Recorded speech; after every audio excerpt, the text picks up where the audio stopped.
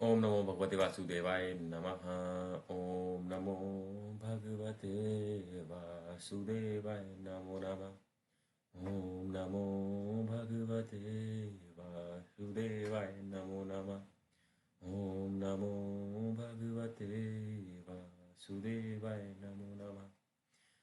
जय एकादशी व्रत है, आने वाली एकादशी, उसकी व्रत कथा और व्रत खोलने के बारे में, कथा के बारे में बात करेंगे, पढ़ेंगे और देखेंगे। शुरू करते हैं श्री कृष्ण का नाम लेके। जय श्री कृष्ण। जय बाबा जगन्नाथ। घाटू श्याम बाबा की जय हो। तो एकादशी की जो व्रत तिथि है वो 29 जनवरी है और व्रत भी 29 जनवरी को रखा जाएगा। तो कथा इस प्रकार है। युधिष्ठिर ने भगवान श्री कृष्ण से पूछा, भगवान कृपा करके मुझे बताइए कि माघ मास से शुक्ल पक्ष में कौन सी एकादशी होती है, उसकी विधि क्या है अथवा उसमें किस देवता का पूजन किया जाता है।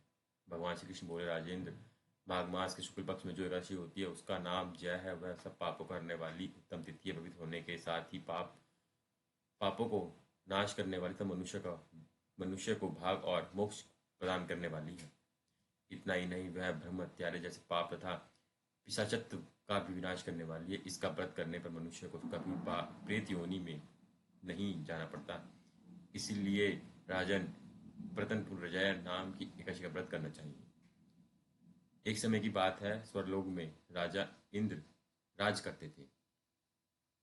देवगण परिजात वृक्ष से युक्त नंदवन में अप्सराओं के साथ विहार कर रहे थे। 50 करोड़ गंधर्वों के नायक देवराज इंद्र ने स्वेच्छानुसार वन में विहार करते हुए बड़े हर्ष के साथ नृत्य का आयोजन किया। गंधर्व उसमें गान कर रहे थे, जिसमें पुष्पदंत, चित्रसेन तथा उसका पुत्र, ये 3 प्रधान थे। चित्रसेन की स्त्री का नाम मालिनी था। मालिनी से एक कन्या उत्पन्न हुई जो पुष्पवंती के नाम से विख्यात थी। पुष्पदंत गंधर्व का एक पुत्र था जिसको लोग माल्यवन कहते थे। माल्यवन पुष्पवंती के रूप में अनंत मोहित था।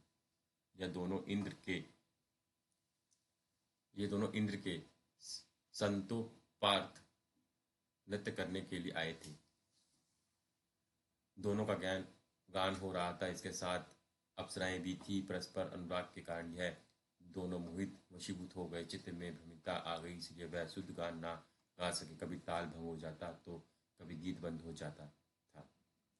इंद्र ने इन प्रमाद पर विचार किया और इसे अपना अपमान समझकर वह कुपित हो गए। अंत इन दोनों को शाप देते हुए बोले, ओ मूर्खों, तुम दोनों धिक्कार है। तुम लोग पतित होकर मेरी आज्ञा भंग करने वाले हो। अंत पति पत्नी के रूप में रहते हुए पिशाच हो जाओ।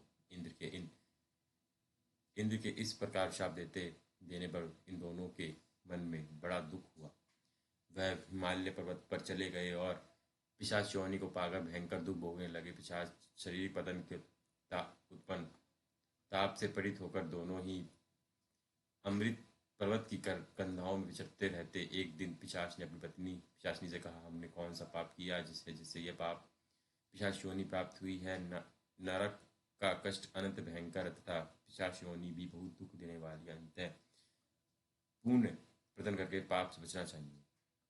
इस प्रकार चिंतन मगन होकर वे दोनों दुख के कारण सूखते जा रहे थे। देवयोग से उन्हें माघ मास शुक्ल पक्ष की एकादशी की तिथि प्राप्त हो गई। जय नाम से विख्यात वह तिथि सब तिथियों में उत्तम है। उस दिन उन दोनों ने सब प्रकार से आहार त्याग दिया, जल पान तक नहीं किया। इसी जीवन की हिंसा नहीं की किसी जीव की हिंसा नहीं की, यहाँ तक कि खाने के लिए फल तक नहीं काटा। निराधार दुख से युक्त होकर वह एक पीपल के समीप बैठे रहे। सूर्यास्त हो गया। उनके प्राण हर लेने वाली भयंकर रात्रि उत्पन्न हुई। उन्हें नींद नहीं आई। वे रात्रि और कोई सुख नहीं पा सके। सूर्योदय हुआ, द्वादशी का दिन आया। इसी प्रकार पिशाच दंपति के द्वारा जय के उत्तम व्रत का पालन हो गया। उन्होंने रात में जागरण भी किया था। उस व्रत के प्रभाव से तथा भगवान विष्णु की शक्ति से उन दोनों को पिशाच से दूर हो गया। पुष्पवंती और माल्यवन अपने पूर्ण रूप में आ गए। उसके हृदय में बड़ी वही पुराना स्नेह उमड़ रहा था। उनके शरीर पर पहले से ही अलंकार शोभा पा रहा था। वह दोनों मनोहर रूप धारण करके विमान पर बैठे और स्वलोक में चले गए। वहाँ देवराज इंद्र के समान जाकर दोनों ने बड़ी प्रसन्नता के साथ उन्हें प्रणाम किया। उन्हें उन्हें इस रूप में उपस्थित देखकर राजा को बड़ा विस्मय हुआ। उन्होंने पूछा, बताओ किस पुण्य के प्रभाव से तुम दोनों का पिशाचित्व दूर हुआ है?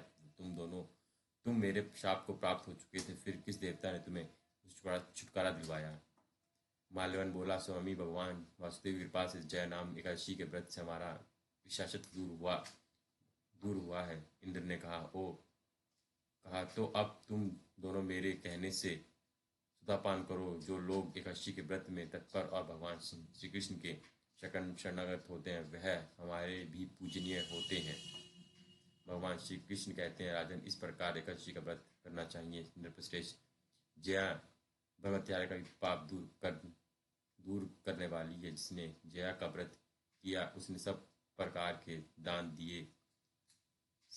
दान दे दिए और संपूर्ण यज्ञ का अनुष्ठान कर लिया। इस महात्म के पढ़ने और सुनने से अग्निष्टोम यज्ञ का फल मिलता है। व्रत खोलने की विधि। द्वादशी को पूजा सेवा की जगह पर बैठकर भुने हुए 7 चनों के 14 टुकड़े करके अपने सिर के पीछे फेंकना चाहिए। मेरे 7 जन्मों के शारीरिक, वाचिक और मानसिक पाप नष्ट हुई है भावना करके 7 अंजलि जल पीना और चने के साथ दाने खाकर व्रत खोलना चाहिए। इस प्रकार जया एकादशी व्रत की कथा संपूर्ण हुई। और जय श्री कृष्णा। ऐसी और भी एकादशी व्रत कथा और ज्ञानवर्धक वीडियो के लिए चैनल बने रहें। धन्यवाद।